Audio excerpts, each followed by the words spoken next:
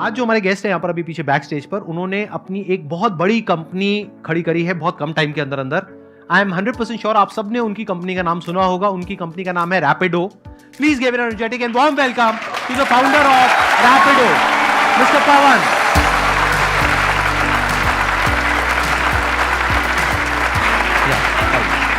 Little bit. Hi. Same here. Please have a seat. आप में से कितनों ने रैपिडो कंपनी का नाम सुना है? ऑलमोस्ट सबने किया। कितनों ने यूज किया है? अच्छा, सबने यूज भी किया है। अरे ग्रेट, आपके तो सारे कस्टमर्स बैठे हैं। Exactly, always happy to meet my users. Whatever language you are comfortable in, you can speak in that language, whether it's English or Hindi. और English. यहाँ पे सबको हाँ और इंग्लिश। यहाँ पे इंग्लिश बोलने में सबके हाथ टाइट है, इंक्लूडिंग मी। लेकिन समझ हम सबको आ जाती है।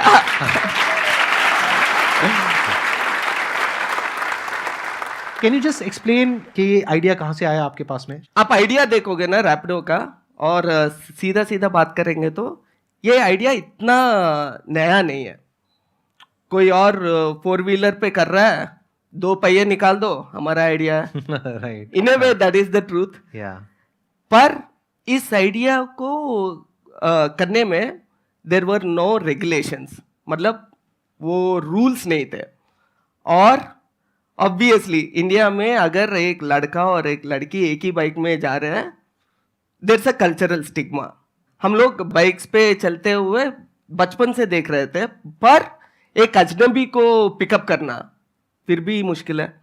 तो education about this segment itself and getting framework rules for this segment has been the biggest battle. और हम लोगों ने बस कहा है कि यार चांसेस ऑफ फेलियर बहुत ज्यादा है, क्योंकि गवर्नमेंट ना मान सकता है, लोग नहीं मान सकते हैं, बहुत सारे चीजें।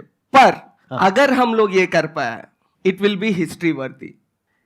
Making a women sit on a strangers bike and get her drop to a destination in an evening in a small town, it is history.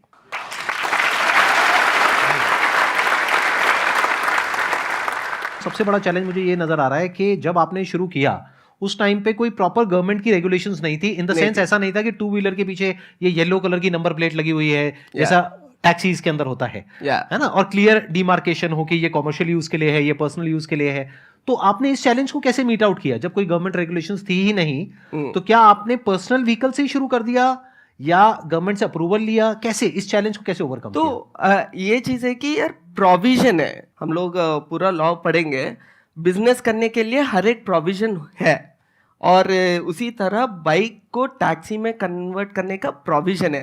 पर यही हुआ था कि यार कोई जाकर गवर्नमेंट से अब तक नहीं पूछा है, अरे मुझे बाइक को टैक्सी में कैसे यूज कर सकता हूँ।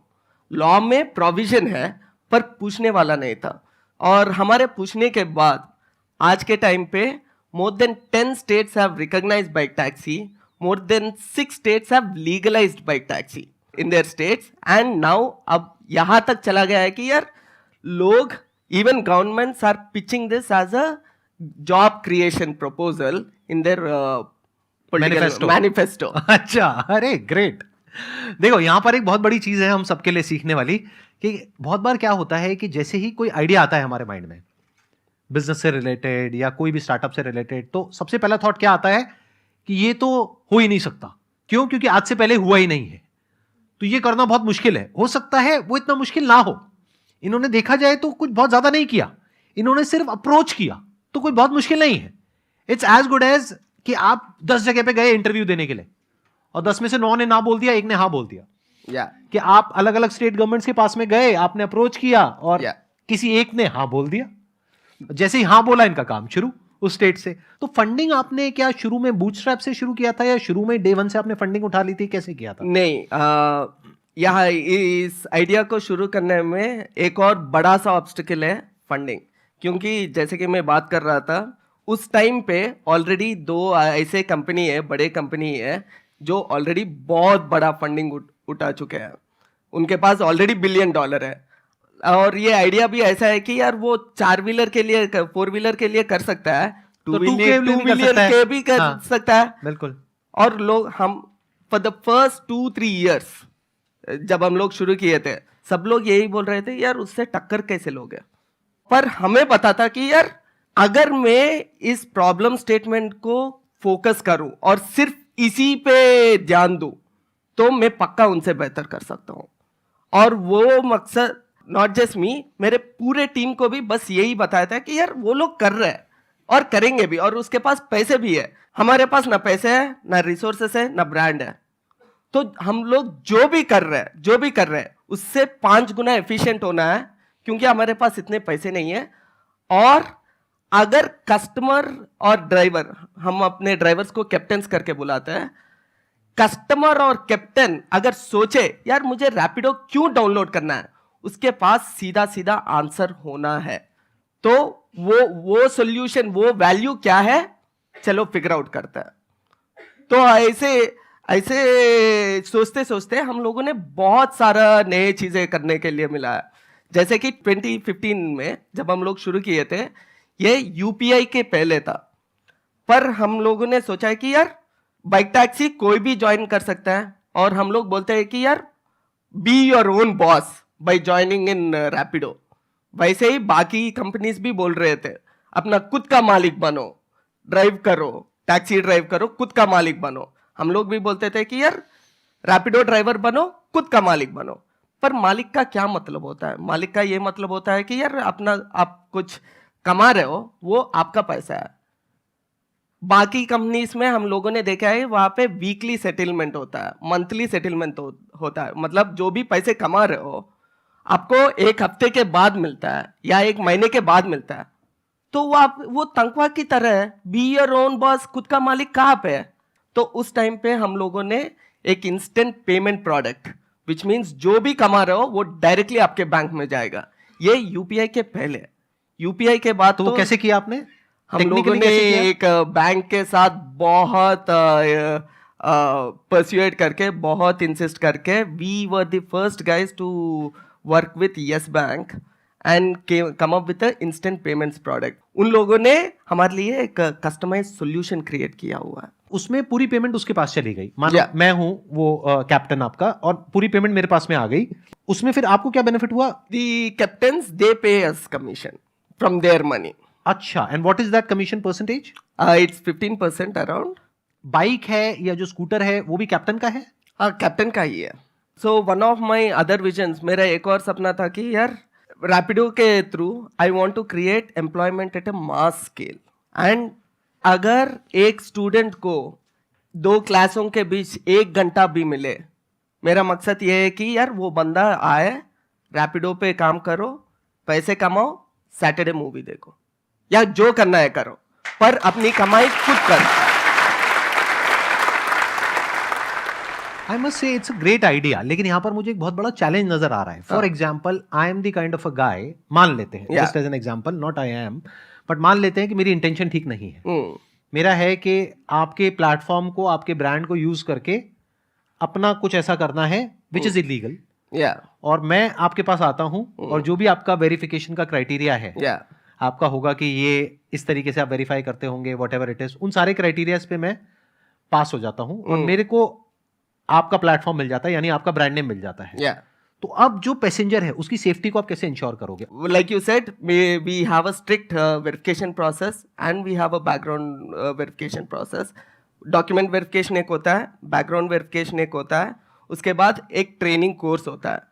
मान लो ये सब कुछ उसने पास कर लिया, देन हमारे पास एक पीरियड होता है कॉल्ड हैंड होल्डिंग पीरियड।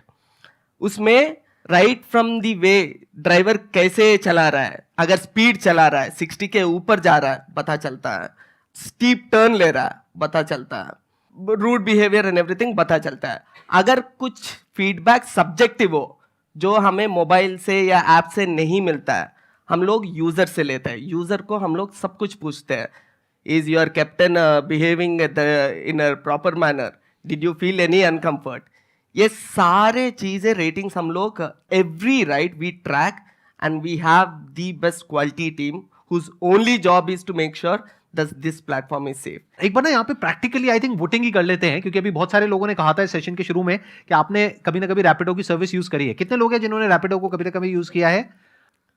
कितने लोग हैं जिनका एक्सपीरियंस बहुत अच्छा रहा है, वो अपने हाथों पर रखिए।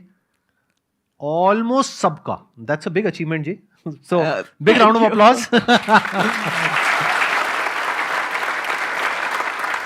अच्छा, अब मैं आप लोगों से और थोड़ा इंटरेस्टिंग एक क्वेश्चन पूछता हूं रादर देन आस्किंग हिम, क्योंकि ये तो अपने स्टैंड पॉइंट से कुछ अच्छा ही बोलेंगे, but it would be interesting अगर कस्टमर के स्टैंड पॉइंट से कुछ हम समझने की कोशिश करें।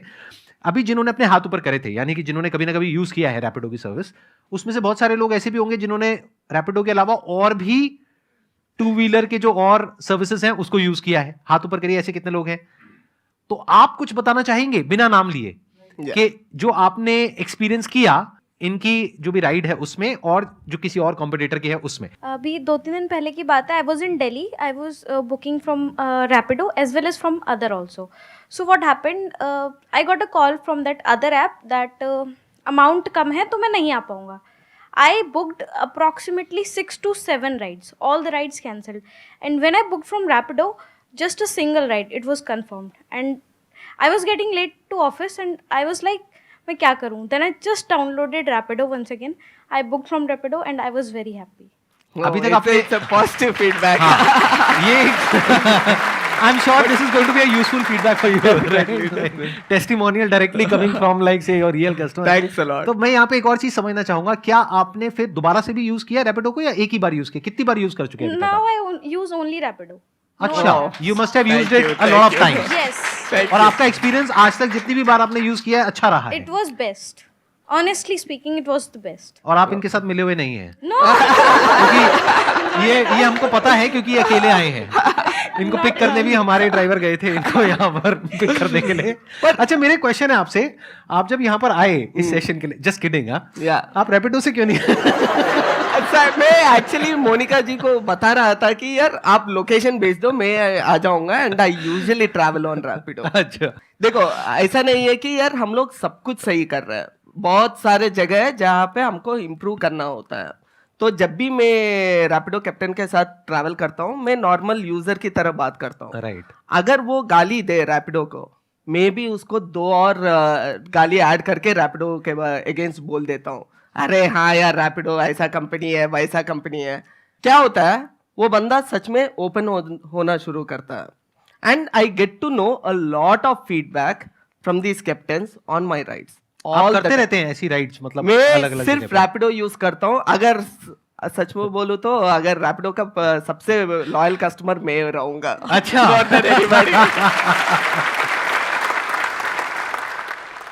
सर नमस्ते, मेरा नाम शुभम है और मैंने रैपिडो कैप्टन के तौर पर काफ़ी मंथ्स काम किया है. और जब मैं कॉलेज में था तो फीस के लिए मुझे रैपिडो एज अ कैप्टन काम करना पड़ा, तो बहुत ही कन्वीनियंट रहा.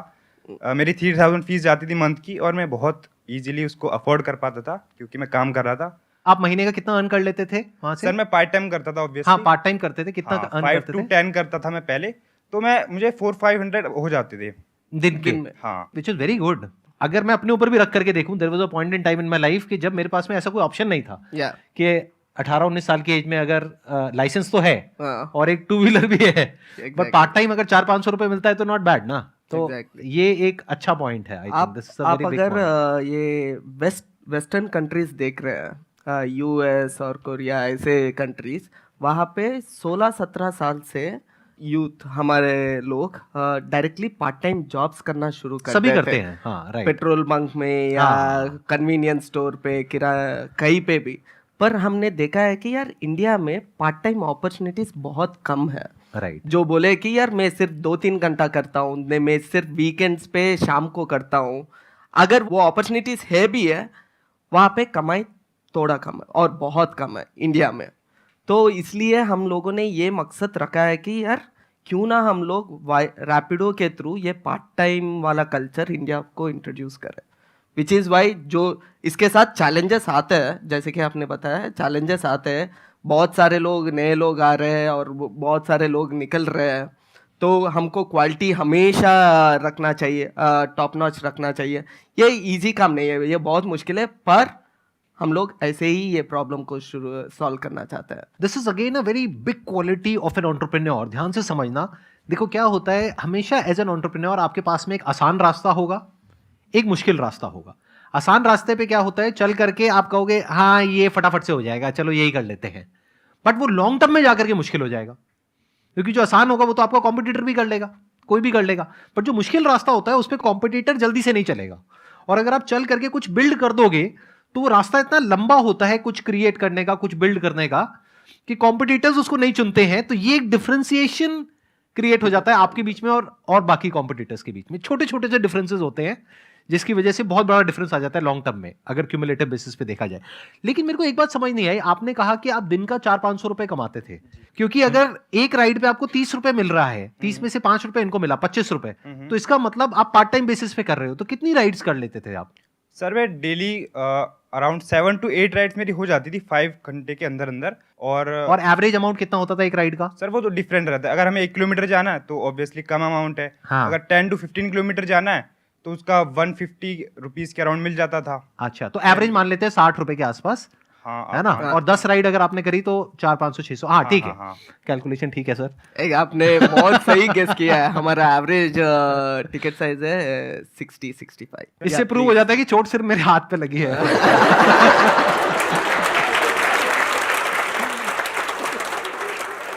एक चीज हम लोगों ने पक्का किया, मैं और स्पेशली मेरा टीम, कि यार कभी पीछे नहीं गया। जो भी सोचा है, जब भी मुश्किल आया है, जब भी कुछ भी आया हुआ है, हमारे पास पीछे जाना मतलब घर जाना। और घर में हम लोगों को ऑलरेडी मिल रहा था कि यार आप लोग कर क्या रहे हो, तो पीछे जाना ऑप्शन ही नहीं था, सिर्फ आगे बढ़ना ही एक ही रास्ता बचा था। तो we kept on solving and after like 3-4 years then people started to take notice of Rapido। अगर आप सब लोग से पूछता हूँ आपको Rapido कब पता चला है, बहुत कम लोग होंगे जो 6 साल पहले, 4 साल पहले, जो भी पता होगा आपको रिसेंटली पता होगा। आई थिंक पिछले 1-2 साल 3 साल में ही ज्यादा हुआ है, मैंने जो नोट किया है। बट उसके पहले 4-5 साल हम लोग बस एक ही काम किया है, हेड्स डाउन एग्जीक्यूशन। एक एक प्रॉब्लम स्टेटमेंट निकाले, कस्टमर को ये इनकन्वीनियंट लग रहा है, कस्टमर को कैप्टन का वो परफ्यूम पसंद नहीं आ रहा है, यहाँ तक the smallest of the details को पकड़ के कैसे सॉल्व करना है। ये आपने कैसे सॉल्व किया? परफ्यूम आप देते हैं? हाँ, नहीं, I am just curious to know, मतलब ये कैसे सॉल्व किया ये प्रॉब्लम? मान लो कि मतलब कोई है कैप्टन, उसके बहुत स्मेल आ रहा है, how do you solve that problem? So we try to do comms, communications। हाँ। हम लोग लिटरली उनको, हमारे 7 लाख कैप्टन्स को हर बार जाकर यार वो नहीं दे सकते, लगाओ, हाँ, वो कि ये लगाओ, राइट। बट उनको हम लोग सजेस्ट करते हैं, आपको अच्छा रेटिंग चाहिए तो ये 2-3 चीजें करना पड़ेगा। I know। और रेटिंग्स के ऊपर हम लोग थोड़ा इंसेंटिवाइज करते हैं ताकि वो लोग मोटिवेट हो जाए कि यार ये फॉलो करके अच्छा रेटिंग पाए। क्या इसको आपने रेटिंग में भी इनकॉर्पोरेट किया है? इन द सेंस कि रेटिंग में आप 4-5 चीजें पूछते होंगे, क्या उसमें ये भी पूछा है कि जो आपका कैप्टन हाइजीन, था, हम लोग उसकी हाइजीन right, करके हाँ, पूछते हैं। ठीक है। रेटिंग में हम लोग हाँ। प्रोफेशनलिज्म, नहीं, क्योंकि यही तरीका है पता करने का, है ना, ऑब्जेक्टिवली पता करने का। नहीं तो- प्रोफेशनलिज्म, हाँ। बिहेवियर, ड्राइविंग, एक एक में सब सेक्शन होता है। हाँ। हाइजीन वैसे। First of all good afternoon sir. Good afternoon। Sir actually क्या हुआ था कि मैं पहले बाकी जो प्लेटफॉर्म्स है वो और रैपिडो दोनों यूज़ करती थी, तो मैंने क्या फील किया, sorry sir, but go ahead. I feel कि थोड़ा महंगा है रैपिडो, तो Yeah। मैंने फिर अदर प्लेटफॉर्म पे स्विच कर लिया। तो आज सुबह जब मैं आ रही थी, मैं गुड़गांव से आई हूँ, तो एक्चुअली क्या हुआ, मैं जो दूसरा प्लेटफॉर्म यूज़ करती थी वो उन्होंने मेरी राइड एक्सेप्ट नहीं की, वो मतलब केप्ट ऑन कैंसिलिंग। फिर उसके बाद मैं मतलब पीजी वगैरह जहाँ भी रहती हूँ, मैं नीचे आई तो मेरे को एक रैपिडो ड्राइवर आगे मिला और मैं ऐसी ऑटो वाले से पूछ रही थी कि मुझे यहाँ जाना है। Then he suddenly asked by himself कि मैडम आपको कहाँ जाना है? तो आई सेड कि मेट्रो स्टेशन जाना है। तो मैंने कोई राइड बुक नहीं की थी, बट वाकई कस्टमर सर्विस लिटरली मैटर्स। तो उन्होंने मेरे से पूछा कि अच्छा, मैंने कहा भैया कितना लोगे? तो he said something amount. I said भैया इतना जेन्युइन है, just negotiated by like that only, and then he gave me that service. तो हाँ, मेरे को आज लिटरली मैंने इसलिए देखा भी नहीं दूसरा प्लेटफॉर्म कि अच्छा ठीक है इधर नहीं सर्विस दे रहे तो शायद उधर भी नहीं मिल रही होगी, रैपिडो पे भी।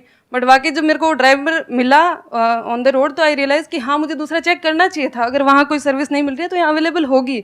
तो आपने कहा कि आपको कोई ऐसे ही फिर रोड पे वो मिले रैपिडो वाले और उनसे आपने नेगोशिएट किया और उन्होंने आपको ड्रॉप कर दिया। Yes sir. तो क्या ये ऑफिशियल है अनऑफिशियल है? या अनऑफिशियल है। और हम ये लोग- एक लीकेज है इनके बिजनेस में, मतलब आप समझ गए, ये इनको लॉस हुआ क्योंकि वो Yeah। डायरेक्ट हो गया ना। हाँ। हाँ। नहीं, लॉस से ज्यादा हम लोगों का पहला कंसर्न ये होता है कि यार हम लोगों ने ये कॉन्सेप्ट इंडिया में लेके आया है अब, और हमें बताया कि यार ऐसे अलग से लोग पिकअप कर सकते हैं, पर कहीं पे कोई भी हादसा होगा, नाम आपका आएगा, नाम रैपिडो नहीं, कैटेगरी का आएगा। हाँ राइट, ठीक है, रैपिडो मेजर प्लेयर है, पहला प्लेयर है, पर कैटेगरी के लिए आएगा, और मैं ये नहीं चाहता हूँ। अभी जैसे इन्होंने बताया कि जो कस्टमर है उसके स्टैंड पॉइंट से क्या है, वो पैसे बचाना चाहता है। या अब वो बचाने के लिए क्या करेगा, या तो किसी और ऐप पे शिफ्ट होगा या फिर वो डायरेक्ट सेटिंग करना चाहेगा जो कैप्टन है उससे। या ये चाहे हम एक्सेप्ट करें या ना करें, बट ऐसा होता है। तो अब अगर डायरेक्ट सेटिंग हो जाती है और एक इंसान को पता है कि मेरे को रोज जाना है, तो डायरेक्ट में अगर उसको सस्ता पड़ता है तो उसको कोई दिक्कत नहीं है कि वो कैप्टन हो गया, उसके ऊपर ट्रस्ट हो गया बिकॉज ऑफ रैपिडो। लेकिन अब डायरेक्ट एक रिलेशनशिप बन चुकी है उन दोनों की। अब आपको नहीं पता है, और कैप्टन के स्टैंड पॉइंट से भी देखा जाए तो उसको आपको 15% नहीं देना पड़ रहा है, तो उसको भी फायदा हो रहा है, इधर से कस्टमर को भी फायदा हो रहा है। मानो उसमें से 10% का डिस्काउंट उन्होंने कस्टमर को पास ऑन कर दिया और 5% का खुद भी बेनिफिट हो गया, तो उसको तो फायदा ही हो रहा है। तो अगर इस तरीके से ये होने लग गया तो इसको आप कैसे रोकेंगे? How will you stop it? तो दो चीज है, ये हम लोग 15% ले रहे हैं। पहले हमको लगना चाहिए कि यार मैं ये 15% क्यों ले रहा हूं, क्या वैल्यू ऐड कर रहा हूं कैप्टन को। एक बंदा यहां से पिकअप करके वहां दूसरे अनजान जगह पे जा रहा है, अब वहां पे उनको शायद कस्टमर, जान पहचान कस्टमर हो सकता है, ना हो सकता है। हम लोग उनको वहां पे कस्टमर तो दिलवा रहे हैं, जब भी हम लोग दिलवाएंगे तब हम लोग 15% लेंगे, तो हम लोग वैल्यू ऐड कर रहे हैं। हम लोग बस यही सोचते हैं कि यार ये लोग डायरेक्टली जा रहे हैं, इसका हम लोग कंसर्न सिर्फ सेफ्टी पे है, बट वैल्यू पे नहीं है। हमारा प्रॉब्लम स्टेटमेंट ये होता है कि यार ठीक है वो लोग डायरेक्ट कर रहे हैं, हम लोग और कैसे वैल्यू ऐड करके कुछ ले सकते हैं। And we are coming up with solutions wherein we say कि यार मैं अगर आपसे 1 रुपए ले रहा हूं, उसके लिए आपको वैल्यू दिख रहा है कि नहीं। वैल्यू नहीं दिख रहा है, आज नहीं तो कल, कल नहीं तो परसों, वो होना ही है। तो एक सिंपल सा मैथ बता देता हूं। हमारा कैप्टन 1 घंटे में 100 रुपए कमाता है। कैसे कमाता है? लाइक एक 1.6 राइड्स, 1.7 इज 1 घंटे में 1.6 राइड्स करता है, सो मोटा मोटा 100 रुपए बना लेता है। अगर वो मान लीजिए खुद एक कस्टमर को अपने खुद से सोर्स करता है, हम लोग जुगाड़ू है, पर वैसे एट द सेम टाइम हमारे लिए 5 मिनट कभी 5 मिनट नहीं है, 5 मिनट 15 मिनट हो सकता है। मैं एक कस्टमर को पिकअप करने गया 9 o'clock, बोलता है भैया मैं नीचे निकल रहा हूँ, नीचे आ रहा हूँ, बस 2 मिनट। वो 2 मिनट होंगे 15 मिनट का 20 मिनट हो जाएगा। Right 15 minute. हाँ, बिल्कुल। इसका क्या मतलब हुआ है? वो 15 मिनट वो बंदा कुछ अर्न नहीं किया है। अगर 1 घंटे में 100 रुपए कमा रहा है, 15 मिनट का वैल्यू कितना होता है? 25 रुपए। अगर वो ये 15% नहीं देना चाहता है, वो इससे झेलना पड़ेगा, क्योंकि वो कस्टमर को कुछ बोल नहीं सकता है। हमारे पास कैप्टन अगर कस्टमर ज्यादा वेट करवा रहा है, वेटिंग चार्ज होता है। वहां पे ट्रस्ट रिलेशनशिप ना, वो वेटिंग चार्ज थोड़ी पूछेगा। राइट। तो इतना बड़ा प्रॉब्लम नहीं है। हाँ, बट आई थिंक इसको टेक से भी मैनेज किया जा सकता है काफी हद तक, कि आप देख सकते हैं कि वो कब चल रहा है, कितना चल रहा है, वो पर्सनल, वो तो करते ही होंगे, करते ही होंगे। हाँ, बट एक बात हमको समझनी है यहाँ पर, हमको सबको, if you are doing something on your own, तो चैलेंजेस ऐसा कभी भी नहीं होगा कि नहीं होंगे। अगर कोई भी ये बोल रहा है, चाहे यहाँ पर, चाहे यहाँ पर, चाहे वहां पर, कि मैं बिजनेस कर रहा हूं और सब कुछ सॉर्टेड है, सब कुछ सही चल रहा है और कोई चैलेंज नहीं है, सब स्मूथ है, तो वो झूठ बोल रहे हैं। चैलेंजेस अनलिमिटेड हैं और थे हैं और आगे भी रहेंगे, but we have to constantly figure out solutions, we have to be innovative. But यहां पर एक छोटा सा पॉइंट है जो मैं ऐड करना चाहूंगा। एक बहुत बड़ा ट्रैप है जिसमें एक एंटरप्रेन्योर फंसता है जब वो एक बिजनेस को शुरू करता है या करती है। ध्यान से समझना वो ट्रैप क्या है। हम क्या चाहते हैं कि जब हमारी ये प्रॉब्लम्स हैं, सारे सॉल्यूशंस निकल जाएंगे, तब हम उसको लॉन्च करेंगे। ऐसा कभी भी नहीं होता है।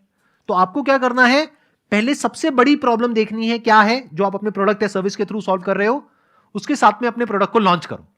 साथ साथ में आपको और प्रॉब्लम्स दिखेंगी जिसके आपको सॉल्यूशंस निकालने हैं। तो वो हो गया इनोवेशन डिपार्टमेंट। तो एक तरफ से इनोवेशन चलता रहेगा कॉन्स्टेंटली, हमेशा के लिए, और एक तरफ से सेल्स और मार्केटिंग चलती रहेगी। अगर आप ये सोचोगे मैं सारा इनोवेशन कर लूंगा या कर लूंगी फिर इस प्रोडक्ट को लॉन्च करूंगा, तो आप फंस चुके हो, आप बहुत बुरे तरीके से एक ट्रैप में फंस गए हो। और मैं इस बेस पे आपको बता रहा हूं क्योंकि पास में मैं इस तरीके से इस ट्रैप में फंसा हूं। आई एम श्योर आपने भी एक्सपीरियंस किया होगा कभी ना कभी एग्जैक्टली कि हम यही सोचते रहते हैं कि जब ये हो जाएगा तब हम इसको करेंगे। परफेक्शन करके, क्योंकि परफेक्शन को एम करना गलत चीज नहीं है, तो हम लोग सोचते हैं कि यार ये थोड़ा परफेक्ट करता है, ये थोड़ा परफेक्ट करता है, ये थोड़ा परफेक्ट करता है। पर जिंदगी में जैसे कि संदीप जी बता रहे हैं, आई हैव ऑलवेज सीन शुरू करना is the most effective thing, just doing it is the most effective thing.